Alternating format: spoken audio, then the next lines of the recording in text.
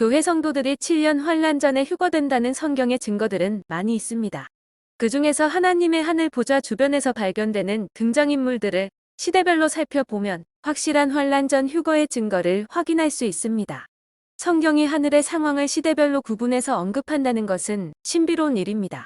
결론적으로 말씀드려서 요한계시록 4장의 하나님의 하늘 보좌 주변에서 일어나는 일을 살펴보면 그 이전에 없었던 24장로들의 등장이 교회 성도들의 환란 전 휴거를 강력히 증거한다는 것입니다.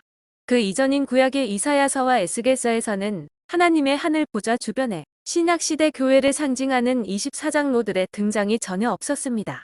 이사야 6장에서는 세 가지 부류인 하늘 보좌와 주님 그리고 스랍 천사들만이 있었습니다.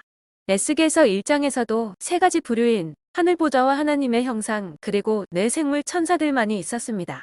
그리고 에스겔서 10장에서도 세 가지 부류인 하늘 보좌와 하나님, 네 그룹 천사들만이 있었습니다. 게다가 교회 시대의 상황인 요한계시록 1장에서도 부활하신 예수님과 그의 몸의 일부인 오른손에 7별 그리고 7촛대만이 있었습니다. 그럼 셋째 하늘에서 교회인 24장로들이 언제 등장하는 것일까요? 바로 계시록 4장에서 큰 변화가 생깁니다.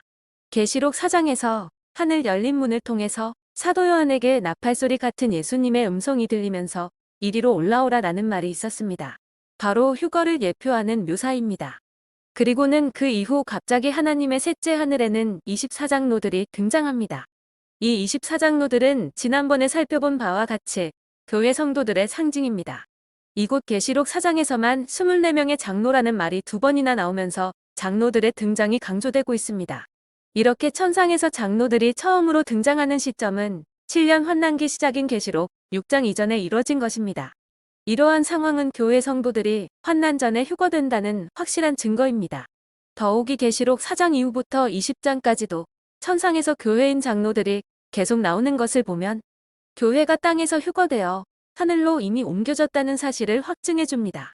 계시록 5장에서 19장까지 천상에서는 장로들이라고 7번 나오며 24장로들이라고는 3번 나옵니다. 계시록 20장에서는 보좌에 앉은 자들 즉 장로들이라고 나오는데 그들이 천년왕국에서 심판하는 권세자들이 된다고 말합니다. 반면에 성경이 말하는 땅에서의 상황은 어떨까요? 7년 환란 기간인 계시록 6장에서 19장까지 땅에서는 교회의 뜻인 에클레시아라는 말이 한 번도 나오지 않습니다. 즉 교회 성도들이 모두 7년 환란 전에 휴거되어 셋째 하늘의 보좌 주변으로 옮겨졌다는 확실한 증거인 것입니다. 이렇듯 계시록 4장 1절에서 일어난 교회 성도들의 휴거 사건 뒤에 땅에서는 7년 환란이 있고 셋째 하늘인 하늘 보좌에서는 교회를 상징하는 24장로들이 등장해 있다는 것입니다. 따라서 성경 전체에서 하늘나라의 등장인물 확인을 통해서도 교회 성도들이 7년 환난 전에 휴거된다는 환난 전 휴거 진리가 하나님의 뜻임을 확인할 수 있었습니다. 현 시대를 살고 있는 교회 성도들은 곧 다가올 7년 환난을 통과하는 것이 아니라 환난 전 휴거를 통해서 하나님과 예수님을 만난다는 참 소망을 주신 하나님께 감사드립니다.